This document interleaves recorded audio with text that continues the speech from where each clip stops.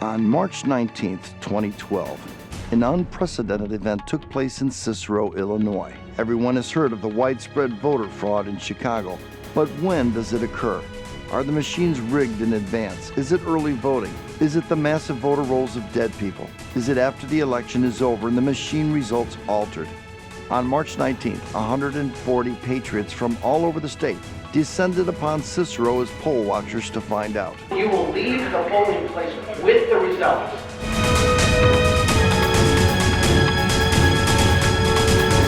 Absolutely. You have every right to not only watch, listen. You can ask the election judge, well, what about where he lives?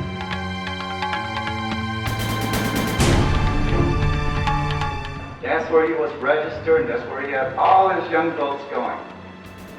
Okay? Then he moved to Elmhurst, and he's a registered voter there. Okay? Then he moved to Elgin in Kane County. He's a registered voter there. Do you know Jessica Splinter can vote in all three places right now?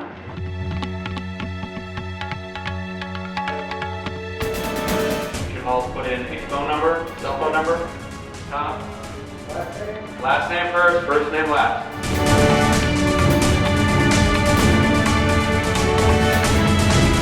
This is not for wimps.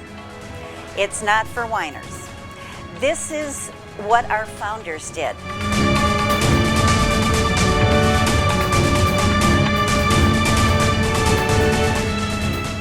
With a camera team and 3 lawyers roving District 22 throughout the day, we captured some interesting footage of various election law violations throughout the district. Here we are mid-morning in the 41st precinct of the 23rd Ward in the shadow of Midway Airport.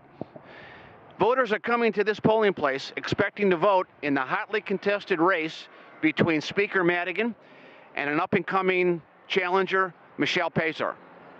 What's happening, unfortunately, is people are coming here and they're not being allowed to vote in this race because the ballots are not prepared for that particular race, but they're given ballots for a legislative race that it does not even have a contest. I have with me a voter who tried to vote in that precinct earlier today. Tell me what happened, please.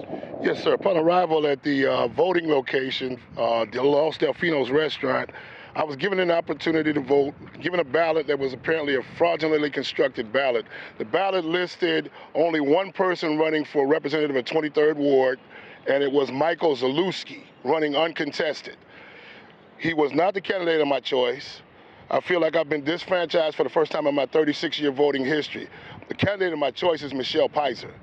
She was not listed on the ballot, nor was Mike Madigan. The only person listed on the ballot was Mike Zalewski, and I insist on an opportunity to vote again. Behind me, I just spoke to a voter who went into the polling place with an expectation to vote in the highly contested race between Mike Madigan and Michelle Pazer, and he was not given a ballot to vote in the race that he came here to vote for. Instead, he was given a ballot in a non-contested race, and this voter is not happy at what's going on. Why does Goliath have to cheat David? I can understand why David would cheat Goliath, but why does Goliath have to cheat David?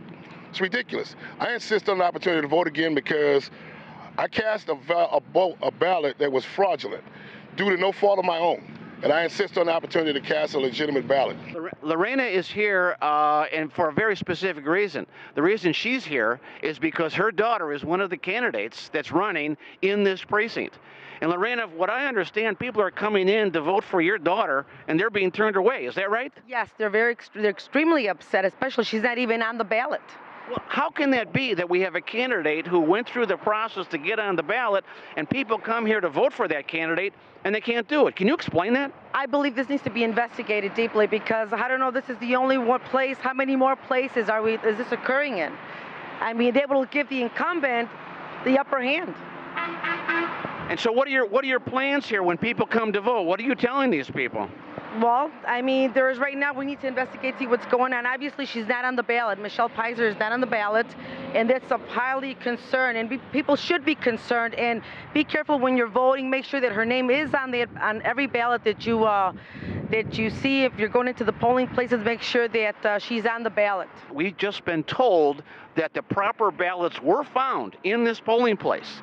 What's your comment on that? I think that they're starting to tamper with things. I mean, what a coincidence. All of a sudden, the ballots appear. The polls have been open since 6 o'clock this morning. They should have, especially election judges, they should have made sure that they hit the proper ballots. Because I think everyone should have the right to be able to cast a vote. I mean, I've had people calling me already saying that in their precincts, in the wards that they're supposed to be going to vote, I'm not even on the ballot, like at Los Dolphines. I mean, this is absolutely absurd, you know. And then all of a sudden, when my poll watchers get there, oh, my name magically appears on these lists. I have with me a poll watcher, John, and John, what happened today in that polling place? Well, there seemed to be the wrong ballots, and there were stacks of one ballot that were not the proper ballots for the precinct.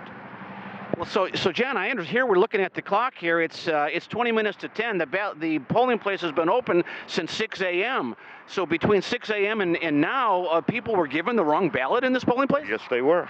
That's right. That's right. Flags, Uncle Sam. So what's this blue cone? What does that mean? I don't know. Okay, so I guess there's not supposed to be any election here. So people can vote in the back of this building? Is that what goes on here? The polling place is in the Oh, okay. All right. Okay, good. As we approached a park, we discovered a gang of individuals loitering right outside a polling location, apparently working with an election judge. And who is this Capone leftover ducking our cameras? You all voters here? Are you working for a campaign? Hey, I voted 3 times already. You voted 3 times? Typical Chicagoan. Apparently, election laws don't apply in Chicago. This is pretty standard procedure in Madigan's district. There we go. So would you say hanging outside a polling place would be considered electioneering, or is this just loitering? Just hanging out at the park, you know? Hanging out at the park. Seeing old friends that moved out of the neighborhood. Everybody comes to visit.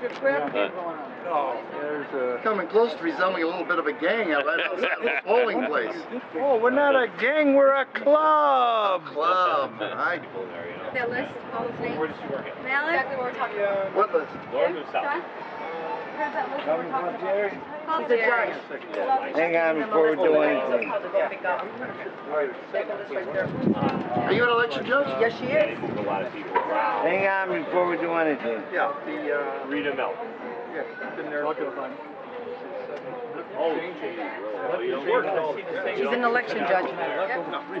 She's coming out. We need you here right now immediately. The news crew's here. Mike Zeus, we need you here right now. We have been on an adventure for the last 40 hours. And along on this adventure, I brought about 130 of my most wonderful friends. I didn't know them all before we started, but boy, do I know them now. And what I know about them is that they are tremendous patriots. They are brave. They're heroes. The project that we just accomplished was called Team 200. And what we asked people to do is step forward on a strictly volunteer basis and sacrifice a day and a half out of their lives, some of them more than that because they traveled a long way to get here. People from all over the state of Illinois who are concerned about the integrity of our elections. So what we did is we put the call out. A short 6 weeks ago, we started this. We put the call out to concerned patriots all over the state to come and join us in District 22, outside of Chicago, for an intense, focused poll watching training and hands-on experience. The training was excellent. It was done by 2 election integrity lawyers, people who have dealt with all aspects of elections in Illinois. And Christine and John did a terrific job training us. Everyone was very excited. We had a few bumps in the road along the way. You know, this is the first time that I know of that anything on this scale has been attempted. So we were feeling our way through this all the way along, but people were fantastic. And in the beginning, when I had held weekly conference calls with the volunteers, and several times I told them, this is not for wimps. It's not for whiners. This is what our founders did. They weren't wimps and whiners. They stuck their necks out. They pledged their lives, their fortunes, their sacred honor. And so we stepped forth into this adventure, and I haven't heard all the stories yet from the experience that people had at the polls, but I've heard enough to let me know that we have had an impact. And I think we've had an impact that's not only going to be felt in the local Chicago metro area, but throughout the state of Illinois and maybe throughout the nation. And I just want to encourage any other concerned patriotic citizens out there, this is something you can be doing in your area too. And there's enough good people out there who realize that if our vote doesn't count, if our vote doesn't have integrity behind it, then what do we have in this country? That is the fountainhead from which everything else springs.